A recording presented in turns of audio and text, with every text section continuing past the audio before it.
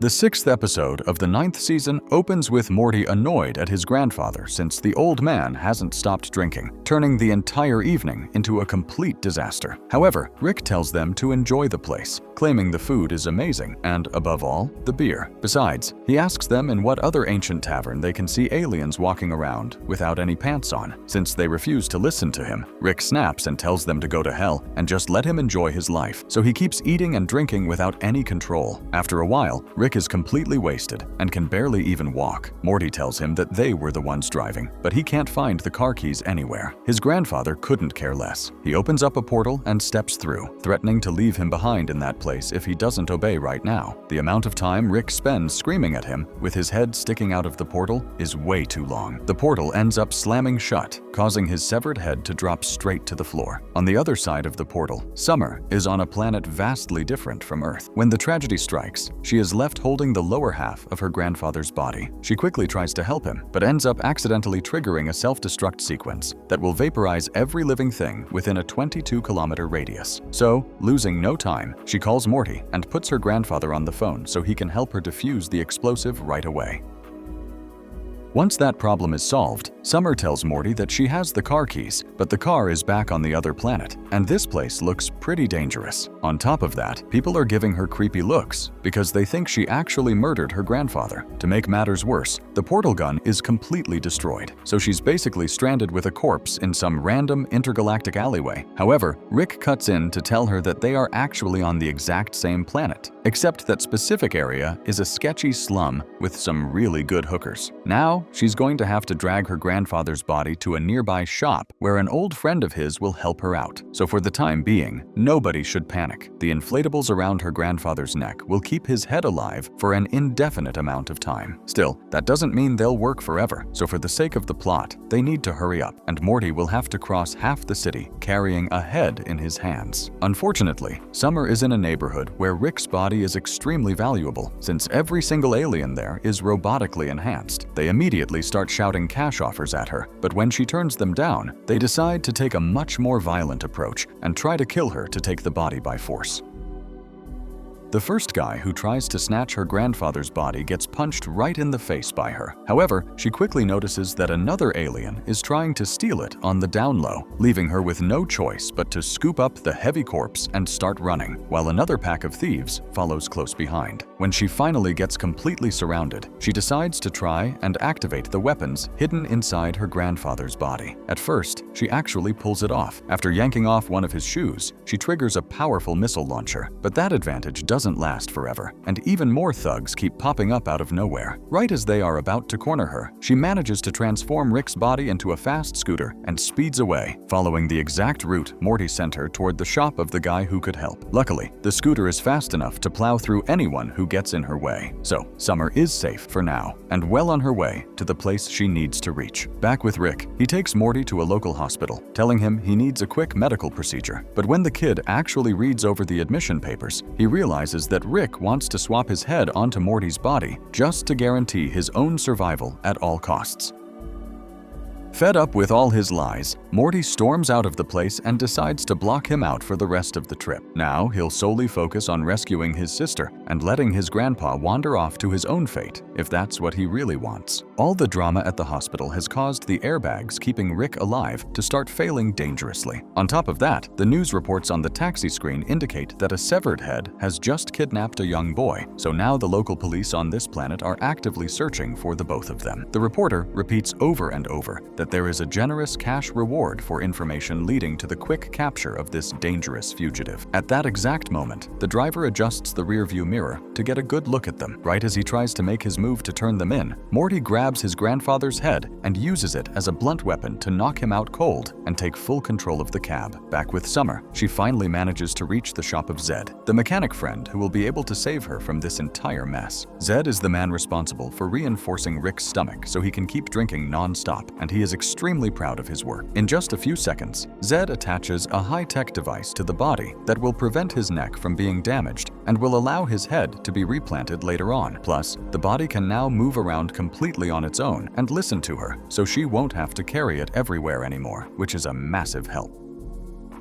Summer calls the boys to give them the good news, but they are currently caught in a high-speed chase through the city, trying desperately to outrun the cops and find a quick way to keep their grandfather's head from dying. They end up crashing the taxi straight into a local shop. Right away, the kid uses his grandfather's head as a blunt weapon to threaten the shopkeeper, forcing him to hand over the mechanical parts needed to build an emergency device to keep his grandpa alive. The only major problem is that Zed knows exactly how valuable Rick's body can really be. Just when Summer thought they were finally safe, he was actually calling up his top corporate client so they could come over and check out the merchandise in person. Summer calls him a traitor to his face. She can't believe he would do something so low to his supposed best friend. But Zed recently found out that Rick has been seeing other rival mechanics and feels deeply offended by his disloyalty. Besides, he knows Rick Sanchez's body is an absolute masterpiece of bioengineering that could fetch him a ton of money on the black market. However, if he wants to keep it, he's going to have to catch them first, because Summer has no intention of making it easy for him, and she trashes a huge part of the mechanic shop to make a quick getaway onto the street. Once outside the shop, a furious crowd of customers notices exactly what is going down in the alley. Now Summer realizes that everyone in this place is like a pack of hungry zombies looking for the exact same thing, meaning she can't trust a single soul. She is more than ready to fight all of them off by herself, except this time, her grandfather's body isn't completely useless. With the new high-tech device on its neck, the body can now clearly see the enemies and fight back using all of its combat skills.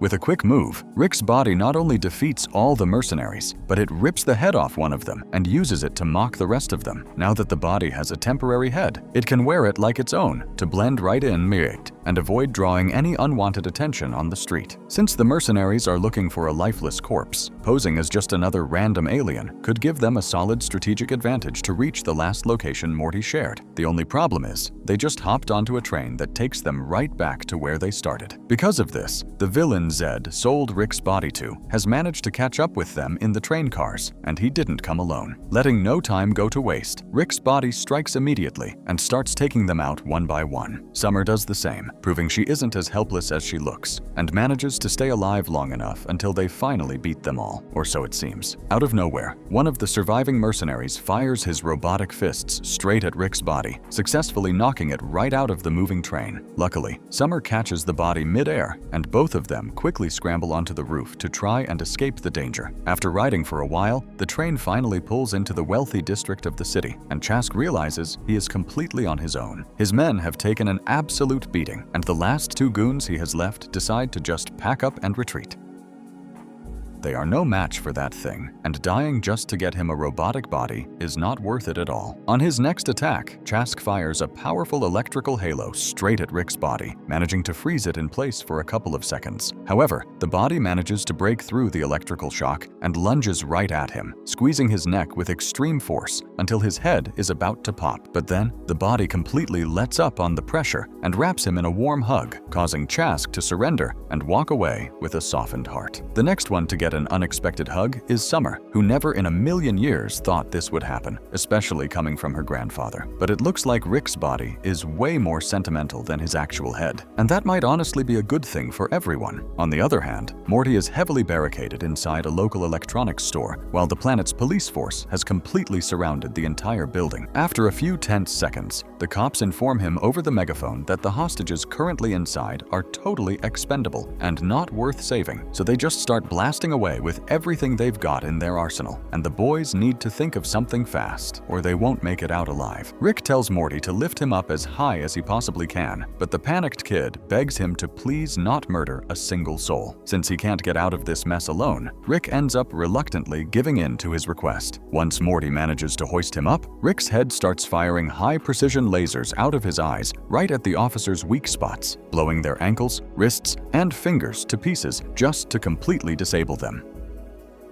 In just a few seconds, Rick takes care of a whole dozen cops. Even though they try to blindside him by busting through the roof, that strategy doesn't work out for them at all. Now, the boys have total control of the situation inside the store. At that exact moment, Rick tells his grandson to set him down on the main table and plugs right into the local computer, hacking into the police mainframe and sending an urgent message to the captain to make it clear they have the wrong kid and need to pull back immediately. After offering a formal apology, the cops crawl away, completely aching from the laser beams Rick blasted into their joints. On top of that, Rick made sure to hack the global banking system as well, so now they have all the cash they could ever possibly need. Without wasting any time, he buys first-class tickets to the spaceport. They are set to meet up with Summer there, so they can finally head back home safe and sound. On the train ride to the spaceport, the kids pass the time by watching a movie on the screens. Throughout the entire feature, Rick's body won't stop crying and genuinely enjoying the touching cinematic story. But when the flight attendant shows up with all the free booze he could ever drink, his response completely blows his grandson's mind. For the first time in a very long time, Rick flat out says no to the alcohol and yes to the silver screen.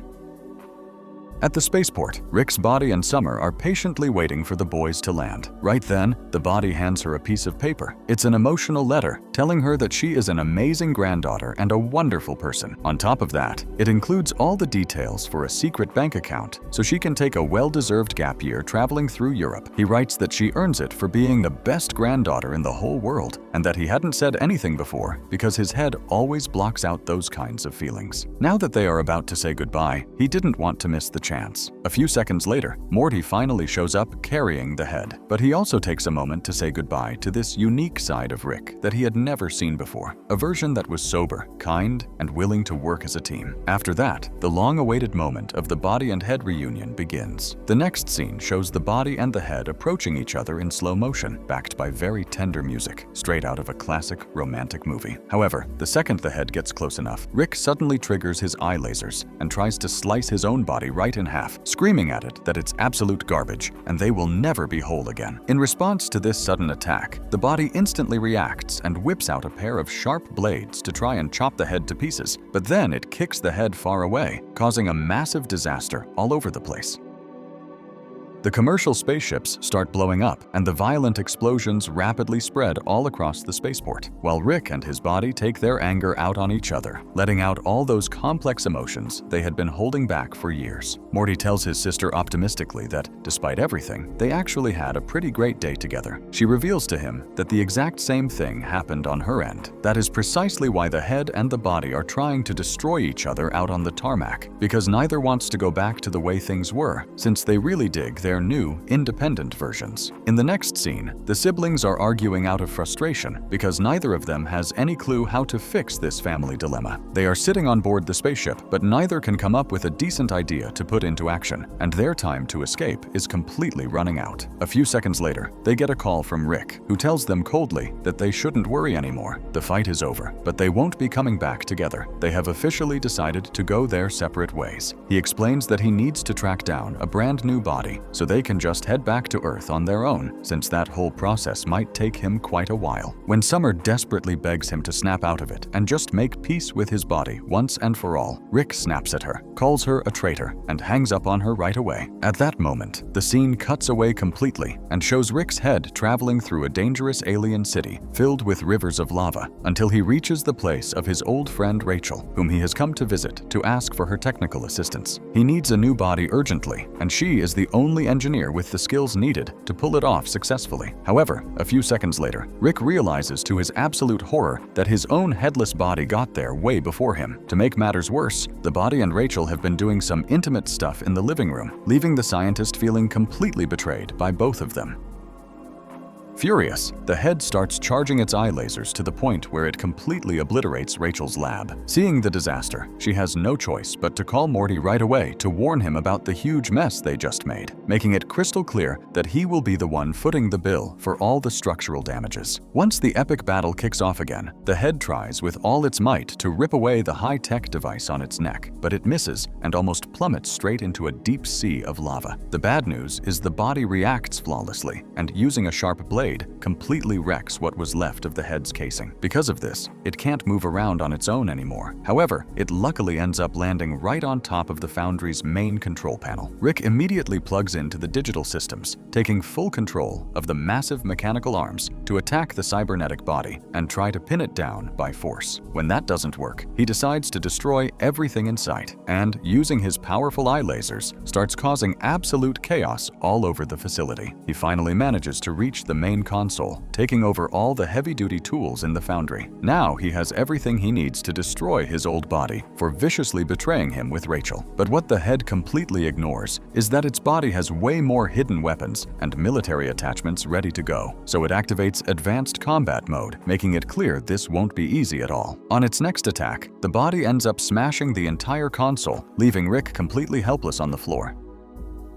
A few seconds later, the head ends up thudding onto the floor, completely defenseless against the body. So, the headless body grabs it tightly in its hands, fully prepared to toss it straight into a waterfall made of boiling lava to destroy it once and for all, and finally be free. Right before being completely obliterated, the head starts desperately apologizing and promises to start treating the body way better from now on. No more excessive amounts of alcohol in his system, and no more ridiculous tattoos that he never asked for. At the same time, the kids also try to convince him through the screens not to go through with it, arguing that they actually need each other and could be a much better version if they just stuck together. But the body couldn't care less, and it keeps bringing the head closer and closer to the burning lava. Right at that final moment, the head cuts in and tells him that he will offer him something else, something very special that will definitely win him over. However, the kids can't hear a single word they are saying right then, because the head asks the body to pull him in a bit closer so he can whisper it in secret.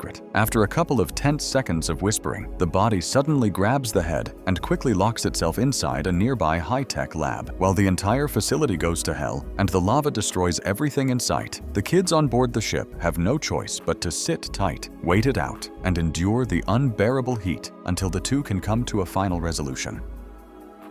After a couple of minutes, the head finally comes out attached to his body, and the kids are thrilled to see him put back together. However, Summer smugly asks him if he actually did it, if he really gave himself oral sex just to be whole again, and Rick's incredibly nervous reaction instantly gives him away to everyone. A little while later, the crew finally returns home, and the kids try to check if their grandfather actually learned some kind of valuable lesson from this whole ordeal. He tells them that maybe he did, but that he will definitely start treating his own body with a bit more respect. Sure enough, the next morning around dawn, he kicks open Morty's bedroom door to tell him it's time to get up and hit the gym. Rick ends up dragging his exhausted grandkids out into the street to run a couple of miles under the hot morning sun, something they thought they would never have to do in their entire lives. But it didn't stop there. They kept training and training incredibly hard until we finally see them at the prestigious Space Olympics, proudly representing planet Earth in every single athletic category. After finishing in a solid third place, the kids are completely fed up with the whole healthy lifestyle thing. Because of that, they end the episode exactly how they started it, at the local bar, chugging beer until they are stuffed and eating junk food until their stomachs are about to completely burst. It turned out exactly how Rick wanted it from the very beginning, and they had to go through that whole crazy odyssey just for them to finally do what he wanted all along.